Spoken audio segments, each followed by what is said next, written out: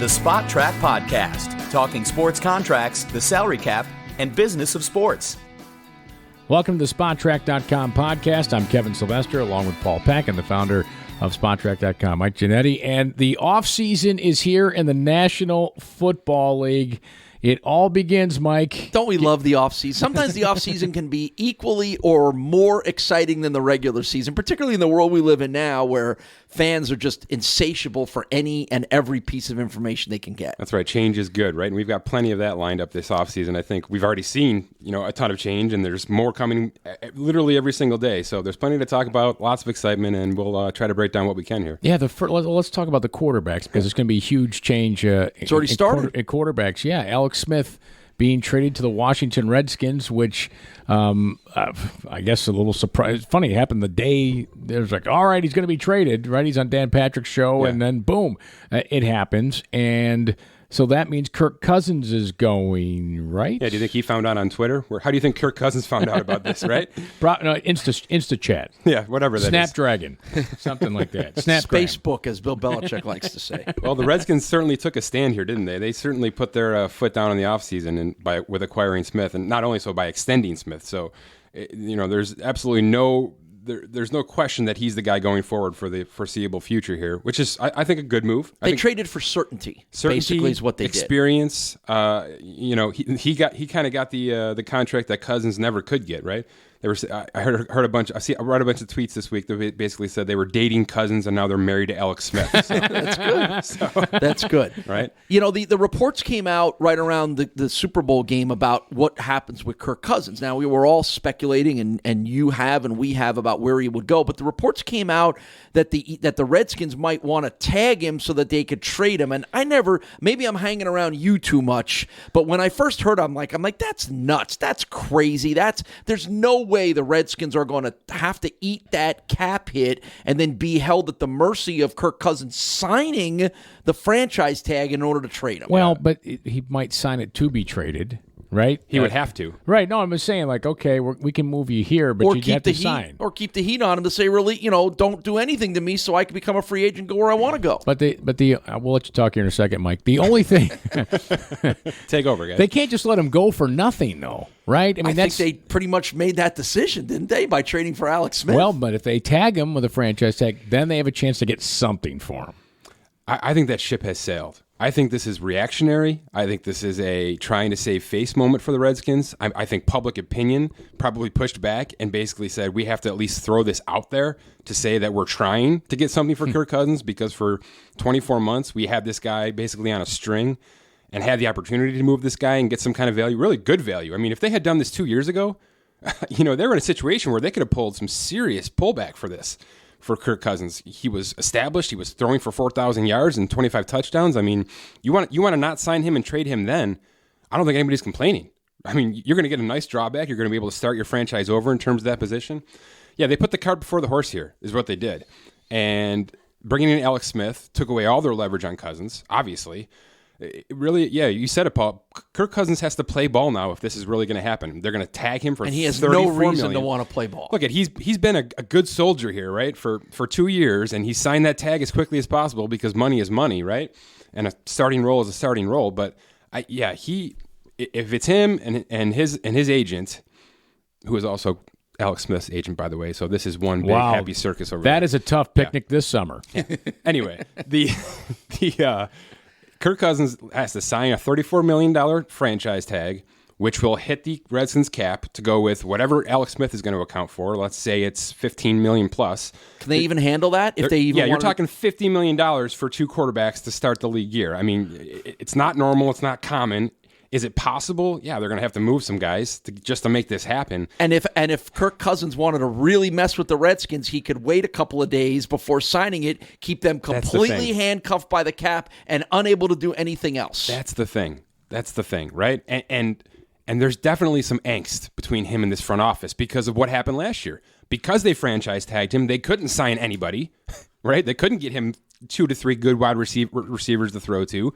He had a miserable season because of the lack of cap flexibility the Redskins had. So they're gonna up that ante 140% with a $34 million tag for it could be days.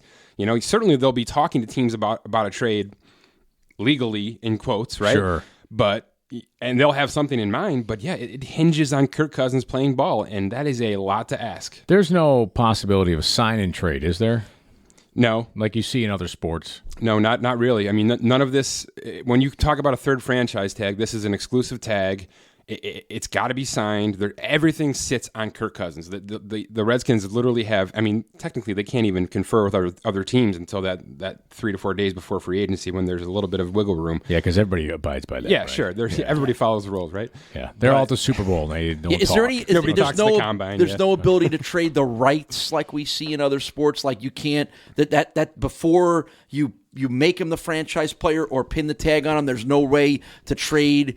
To get a 5th-round pick from Denver for his rights. No, the trading season doesn't open until the league year opens. Right. Which at that point, Kirk Cousins would become a free agent. Which at that point, he's walking. Okay. He's out the that's door to not a Denver, possibility. Arizona, or Cleveland, right? So, yeah, I mean, best case scenario for him is obviously they just let him walk. And really, and I tweeted this last week, you got to remember, when he does walk, there's going to be a 3rd-round pick in 2019 for the Redskins. Compensatory. Yeah, right. A comp Yeah, pick. so, all right. So you're getting a Are they 3rd-round even pick. getting that back for a trade this year? probably not. I mean, are they getting a 3rd-round pick for a $34 million cap? Well, so it's not even worth. It's not worth the hassle, is what you're saying. Right. I think this, like I said, the ship has sailed. They had a chance to do this and get a really good pullback. They're trying to save a little face right now and get anything back for Kirk Cousins because nobody lets quarterbacks walk, and the Redskins are about to do that. But I think he's going to walk.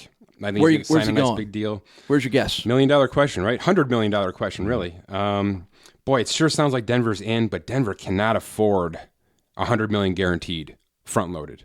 So they'd have to get really creative. They would certainly have to. And here's the other thing: part of their creativity is probably going to include losing Emmanuel Sanders, possibly losing Demaryius Thomas, who both have high cap hits.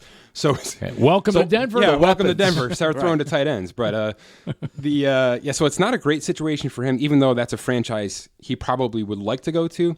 I'm going to throw a complete dark horse out here. I've been talking Cleveland because they can afford him. I've been talking Arizona because they're sort of built to win, and Carson Palmer kind of got removed out of the picture here. I think the Vikings are going to be all in on this guy. Really? I think the Vikings see the end of the day, see the end of the tunnel. They know what they've got on their defense. They got to make a couple of signings there to keep a couple guys in the fold. They're going to need to get a little creative with their wide receiver core. Maybe bring in a stud free agent to go with that. But they can afford them. I mean, they've got good cap space. They've got cap they can move around to make this happen.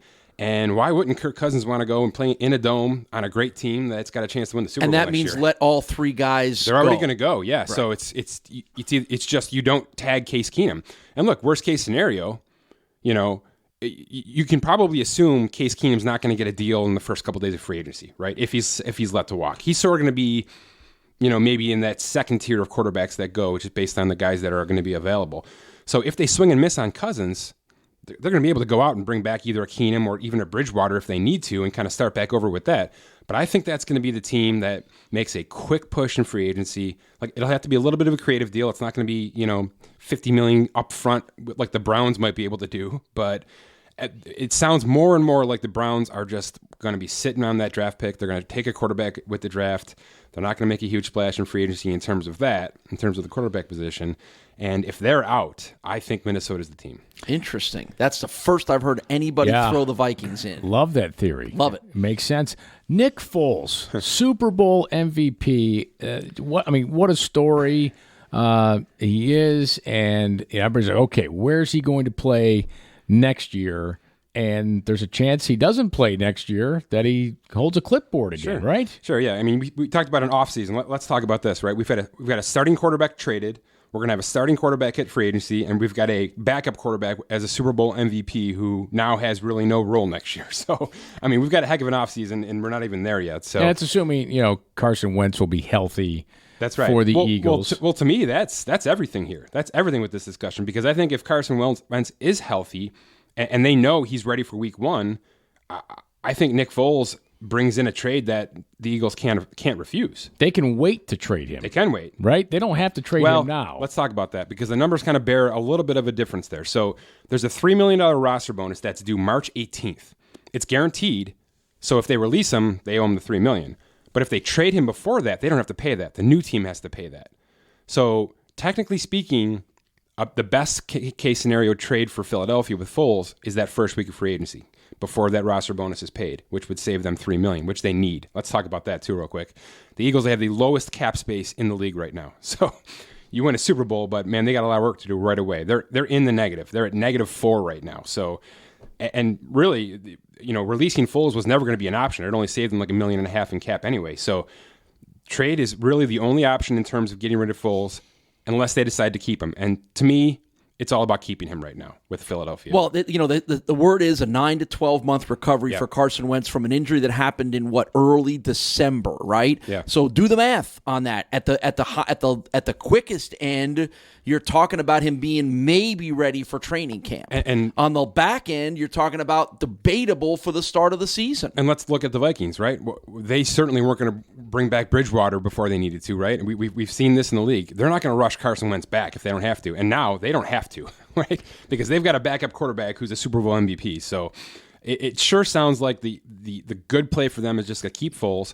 And I think what they're going to do is they're going to take that $3 million roster bonus and restructure it. I was saying, they can restructure it and give them a 3 or 4 year deal, right? Yeah. All right, you are a guy that deals in the black and white of the numbers, but do you think there's any part of the Eagles that says, you know what, Nick? We're going to reward you by doing what you did and bringing us our first Super Bowl and giving you a chance to go start somewhere. Yeah, if somebody brings in a second round pick and a starting somebody, right? I mean, if there's a trade offer that is just too good for Philly to refuse, they have to take it. They did it with Bradford. This is lightning in a bottle. They did it with Wentz and Bradford, so they've certainly never been hesitant about it. Yeah, I mean, he still is a backup quarterback to them. Let's be fair. I mean, their franchise quarterback is Carson Wentz. That's not going to change. I believe that's already been said. I mean, there's no indication there that that Foles is any kind of future going forward. So yeah, they would be doing right by him, obviously, but they'd be doing right by themselves too, because if they're making a trade, it's because somebody blew them away, whether it's Arizona, whether it's Buffalo, but there's teams out there that could certainly get in the game. So what cap space is a team acquiring in a trade? You mentioned the $3 million roster bonus. What are they acquiring in the trade? Because if you trade for him, and what does he have, 1 year left? Yeah, just next year, right? He technically has 3 years left, but it's a pretty voidable deal, right? It'll void, yeah. So if he's on a roster at 2019, he becomes a free agent, right? So basically, when you look at the contract on Spot Track, this happens quite a lot. It's becoming more prevalent. You'll see that the last 3 years of the deal are in red, because essentially that means they're voidable. The only reason that's happening is so that they can take a signing bonus and prorate it over the maximum 5 years. So it spreads out that signing bonus cap and gives them lower cap hits throughout the contract. So they're actually called dummy years is really what they're called. And that's the structure that a lot more teams are going with. So if you're the Cleveland Browns, you got the number 1 pick in the draft. You can draft a quarterback. And the number 4, too. Keep that in mind. Right. Maybe you don't take the quarterback till number 4. Okay, so you take Josh Rosen, for example, and he sits behind Nick Foles for 1 year, and Nick Foles becomes a free agent. Yeah. You could do that, right? You could do that. Here's the problem. So to answer your question, a team trades for him. Let's say it's before that March 18th deadline.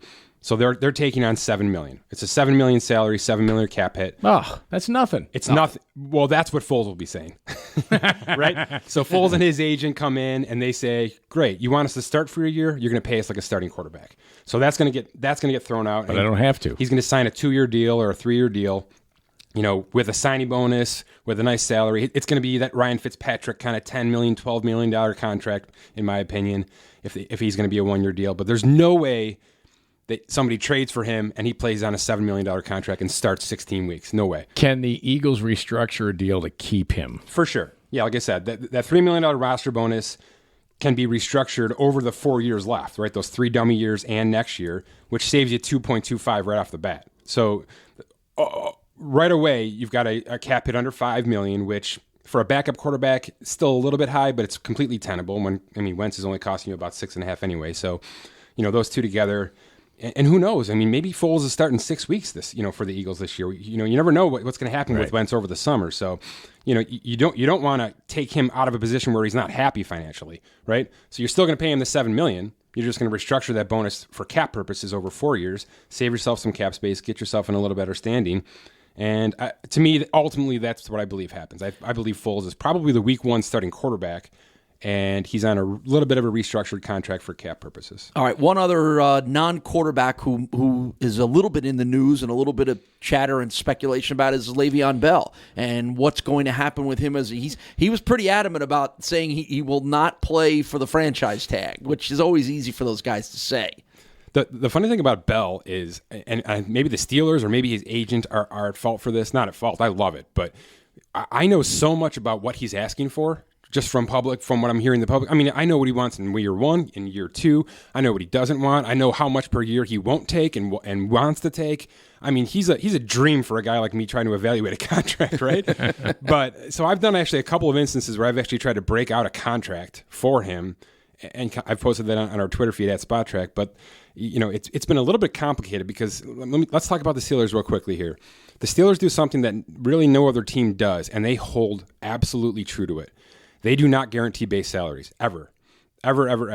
So if you're looking at a deal with Ben Roethlisberger and Antonio Brown, who recently got extensions, all of those base salaries in that column, they're non-guaranteed until the start of the season, which for veterans, that's always the case. So generally speaking, out of the gate, when you sign a new deal with Pittsburgh, the only thing guaranteed to you is that signing bonus. So that's why you see higher signing bonuses for their superstars, which in turn leads to more dead cap later in the contract, if you can follow my math, right? If you've got a $40 million contract, a signing bonus over 5 years, your last year you've got $8 million in dead cap, whereas generally you want that lower so you can get rid of a guy or restructure. And if you did it as a roster bonus, or then you would drop the number down and less that dead cap on the back end. So that's what's making Le'Veon Bell's requests difficult, right? Because he wants guaranteed money. He wants to know he's going to be okay for 3 years because running backs just aren't anymore. Right, they're on 1 or 2 year deals, and they know it, and they're getting $10 to $12 million, and then they're out the door. So he just wants some stability, and like I said, the Steelers don't make that easy. Outside of a massive signing bonus, which would just be cap, that would just be dumb in terms of the cap. Right? Are they the only team that has that policy? As far as I can think of right now, there are. I believe Tampa Bay, the Buccaneers have done this prevalently.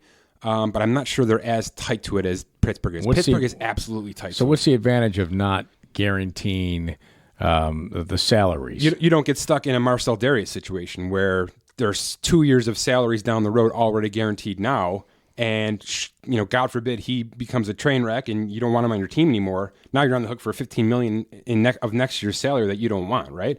But it's 6 in one basket, 6 in the other, because the dead cap of that bonus. Right. Is generally so hefty, and that's why you're constantly seeing Pittsburgh and Dallas and those kind of teams restructuring contracts, because there's so much dead cap and so little salary to go with it later in those years that the players are saying, where's my cash, right? There's all this cap, but there's no cash associated with it, and cash flow is just so important. I mean, the first 3 years of cash makes or break a good contract for a player, and that's what Le'Veon Bell is talking about. He wants $50 million over 3 years. He wants, $42 million over. He wants $30. He wants more than $30 million over the first 2 years.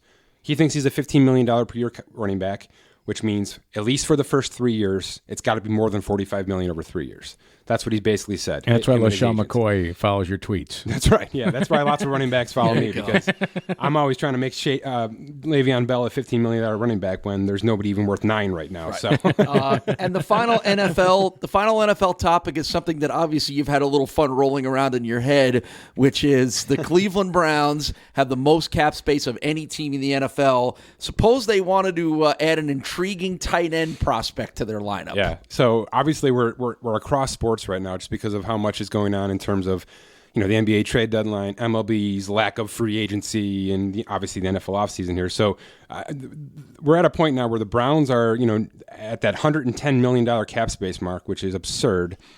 And they're at a point now where they could actually bring in LeBron James on an NBA contract and afford him next year over the next 2 years, actually. So, I mean, that's where the Cleveland Browns are. I mean, they're in better cap. They're in way better cap situation than the Cavaliers are. Let's just say that, and we'll talk about that in a little bit. But yeah, just to have a little fun there, LeBron and his massive salary could fit inside the Cleveland Browns right now. He probably could start for the Browns. He would be a heck of a tight end, don't you think? Heck yeah.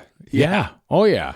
I think I'd want him as a pass rusher, too. Well, that, too. Boy, coming off the edge as a DN. Throwing passes like Trey Burton, what do you think? Well, if they're going to pay him $70 million over 2 years, 70 and change, then he should play both sides of the football. I agree. Get your best out of him, Cleveland. Right. Let's go. I want to see the NFL do that anyways. All right. Well, hey, listen, you mentioned LeBron James in the NBA. So let's talk about the NBA's trade deadline coming up and just the things that are happening. Usually free agents to be are traded in the NBA. You see player-for-player trades, multiplayer swaps. What are you anticipating this year at the NBA's trade deadline?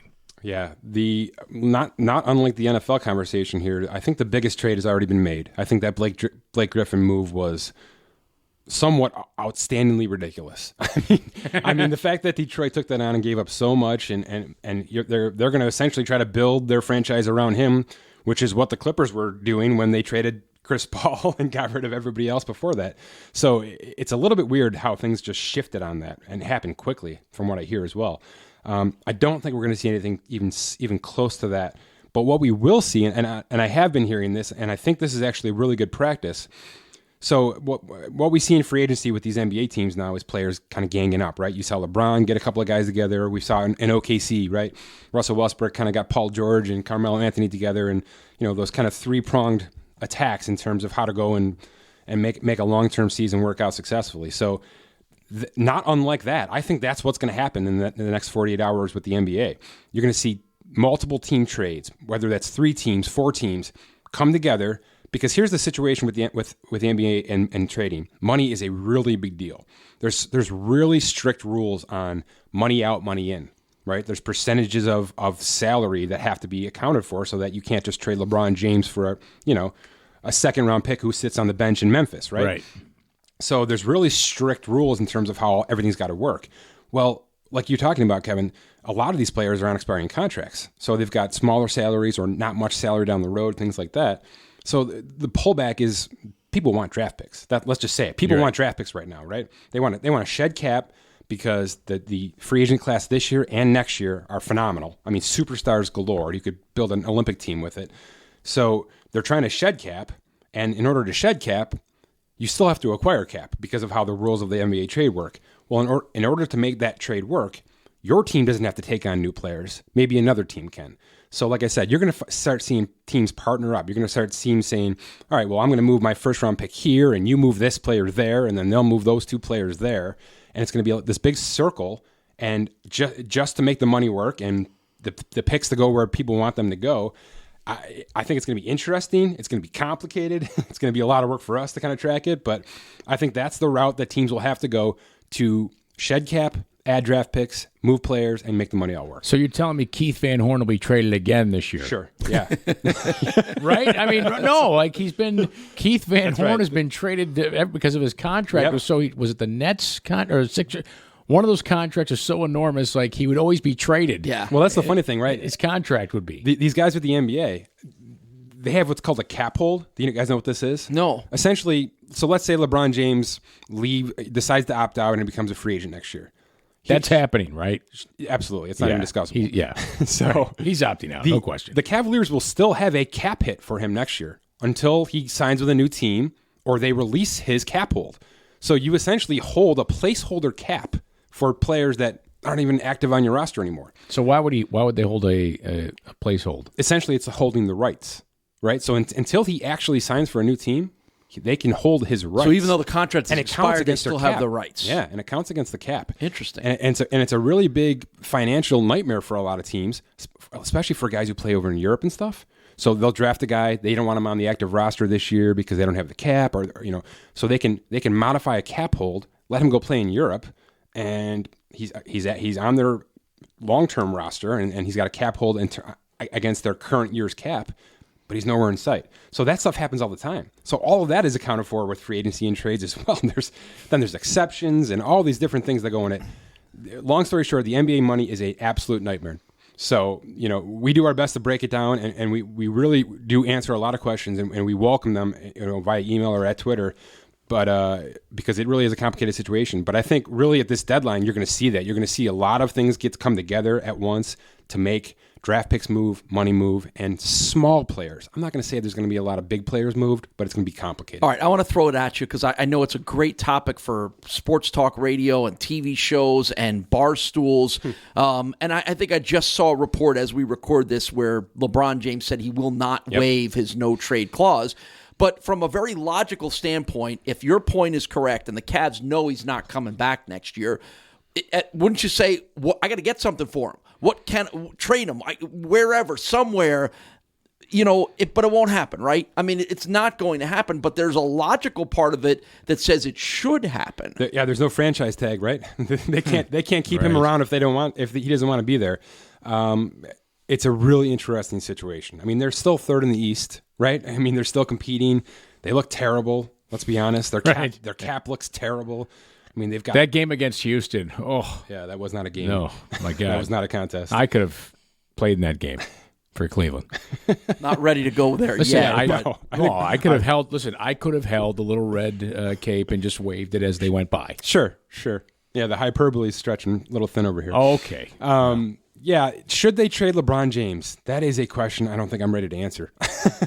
Of course they should for business purposes. Yes. Of course they should. It would look bad. People would go nuts in Cleveland. Of course. But from a very distinct business standpoint, as you've clearly said, if you're going to lose him, get something for him. Of course. Well, shouldn't you try to win while you have him?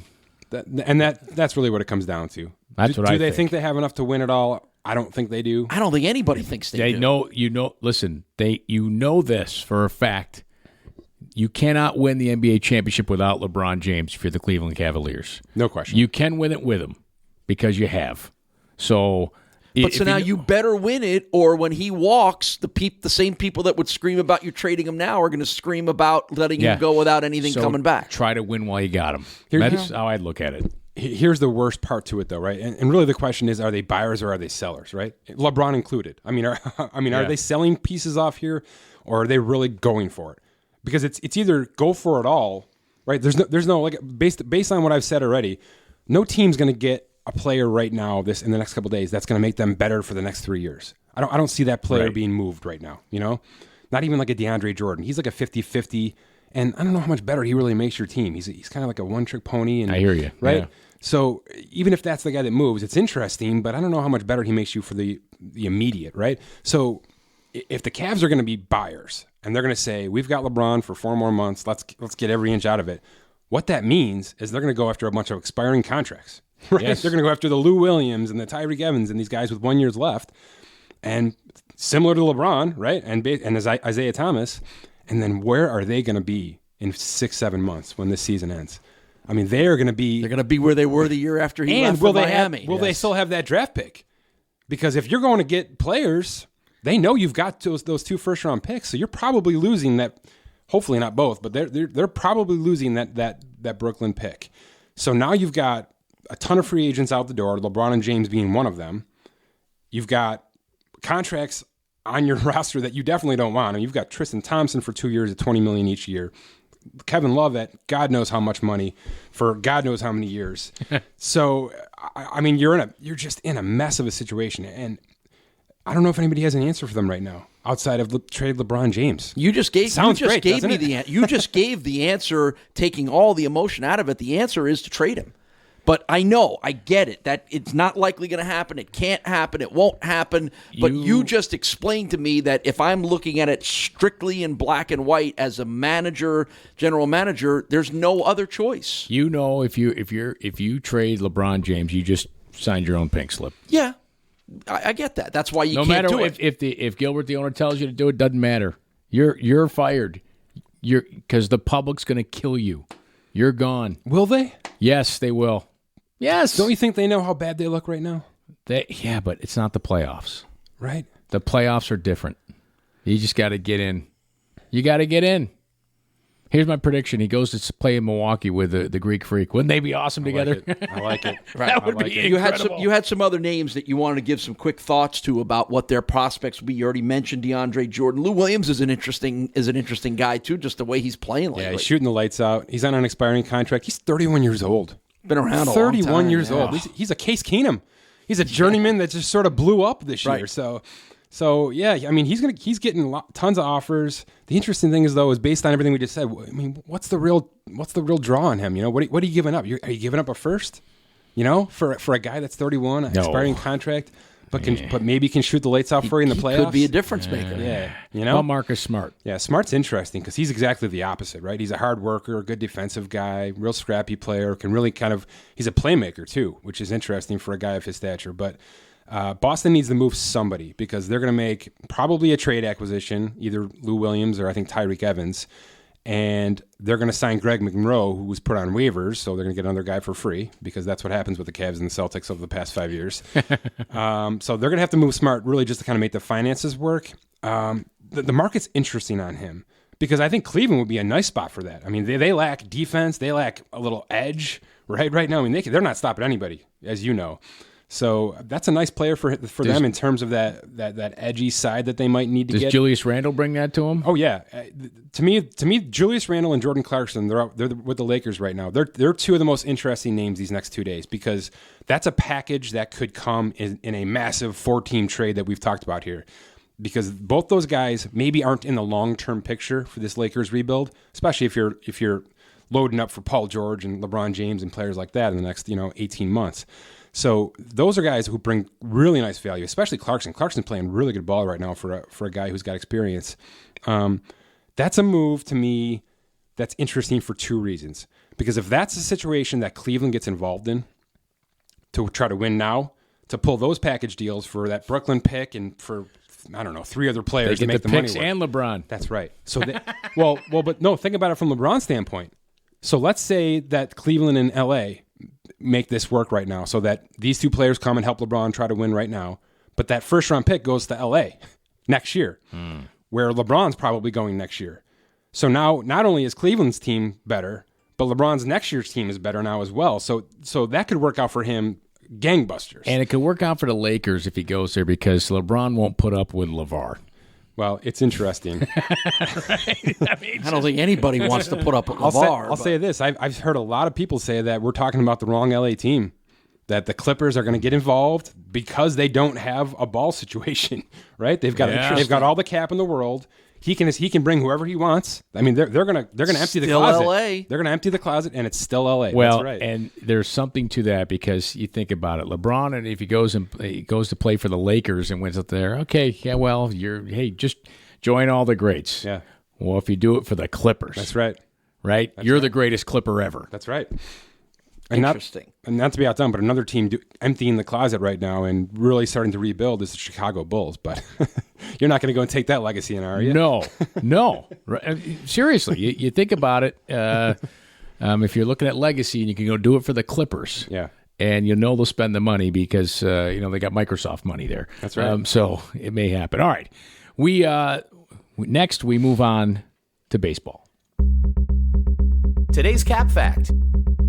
All right, we know you are partial to the sport of baseball, Mike, so you are counting the days down until pitchers and catchers report to spring training in Florida and Arizona. I am, and I'm excited, and I'm hoping that a lot more happens in the next 8 days because, not only is spring training about to start here and pitchers and catchers are about to hop on mounds and get throwing here, but there is a ton of free agency still to be done here. I mean, it's at a point now where we're talking grievances with the Players Association. I mean, there's some serious stuff going on in terms of agencies and the league and things like that as to just what is going on with the lack of signings, the lack of interest. Obviously, people are coming down on these prices ridiculously. Everything's under market value in terms of what we've been calculating over the last 3-4 months with these players. So everybody's coming in nice and cheap in terms of how these teams are signing. But we have, I believe it's nine out of the top 15 free agents that we laid out early December are still unsigned, including the top 4. So there's plenty of money to be thrown around still.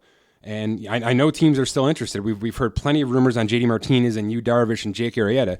There's definitely teams that want these players, but there's some sort of behind-the-scenes situation going on right now where there's a number, there's a deadline and a number that teams just aren't willing to go to. And for whatever reason, It's all happening at once, and it's almost like there's been a collective agreement with these with agencies and with teams and with owners to basically say this is the year that we change free agency. Well, I was going to say to you, collusion is a dirty word, and it's always referred to on the owner side. Could there be collusion going on the player side? Oh, come on, Paul. Well, you don't think the agents are getting together and saying, "Don't take that deal"? Paul, rules are there to be followed. Yes. Yeah, seriously. No, I have absolutely no insight. This is purely speculation, but I do think the owners have kind of come together and said, we've got to stop paying $30 million per year for the players, and we've got to stop giving 12-year contracts out to guys who are going to be 42 years old. I think there's just a camel's back has been broken here, and we're at a point now where, like I said, the players have had a lot of leverage. I mean, with long-term deals, with player opt-outs, with massive salaries just increasing every year, no matter what the production, honestly. I think we're at a breaking point. I think we're at a really good point for the sport in terms of, they're setting themselves a cap. A lot of teams have them, a mental payroll cap, and they're sticking to it. I've heard a couple of numbers out there that really make a lot of sense for teams, in those middle markets. I just think we're at a point where the money got stupid and the length of contracts got stupid, and owners finally said, we're done with that. And GMs are stepping in to say, but the players don't want to be done with Paul, that. it's like, but they don't have a team either right now. Well, but at some point they've got to think that desperation could change all that. Paul, it's like local media, right? It's small. It's local television media. They just said enough. These contracts got stupid, out of control. We don't need to pay anchors and reporters all this money. It's like running I was backs. expecting you to laugh at least out of that. Until your ratings get bad and you're like, we're desperate. What do we do? Whatever it costs, bring that guy. Bring Kevin Sylvester in. But they look. But they, seriously, they probably look what the Astros did and said, we don't need to pay all this money to win the World Series. We talked about this last year, right? Maybe it's more of the Patriots philosophy, right? Why pay one guy to hit 50 home runs, $30 million a year, when I could pay three guys $6 million a year, and I'm still getting 50 home runs if I spread them out properly across 162 games, right? So I just think maybe that we're at a point now where LeBron James can't come in and let the Mets win a World Series all by himself. They need 15 solid players like the Astros put together last year. Well, one of the teams that spends the money, the Yankees, they swung a huge trade. So that didn't that chew up their free agency money? Oh, yeah. The Yankees were never going to be in on anybody super big. I still think they're in on one of these pitchers, but they're probably sitting there just letting things drop in front of them at this point. Well, they're probably saying to the pitchers too, hey, don't you want to come and pitch for this team? Look at the run support. It's the Patriot model. Well, that's what they've done. Right. They've built a team that everybody wants to play for. You want to come win a World Series? Yeah. Come here at this price. That's right. If you don't want this price, go somewhere else and good luck winning. But it's these teams that are maybe 1-2 players away, right? Like maybe the Red Sox, who could really use JD Martinez's 40 home runs right now, but certainly don't want to pay $25 million a year to do it. So we'll see what happens. I hope it's a nice, fun week here as we lead up to spring training. I hope the signings come in because, like I said, I don't want these guys missing any kind of time in terms of how this is all rolling down. But I do think it's good for baseball. I think there are a few sports that need this. I think we might see this happen with basketball in 3 or 4 years. If the salary cap can't keep up with the salaries that are being dished out right now. So I think we're at a come to Jesus point with baseball, and it's good, but it's tough to see. Come to Jobu point. Sorry. Little major league for you. All right. Very good. Hey, a place to keep up on it all is SpotTrack.com. So make sure you check it out here, especially with all the action, NBA trade deadline. And as pitchers and catchers get to report, these signings will happen. SpotTrack.com will have it for you, not only on the website, but make sure you are a follower on Twitter. For Mike Giannetti and Paul Peck, I'm Kevin Sylvester. Thanks for listening.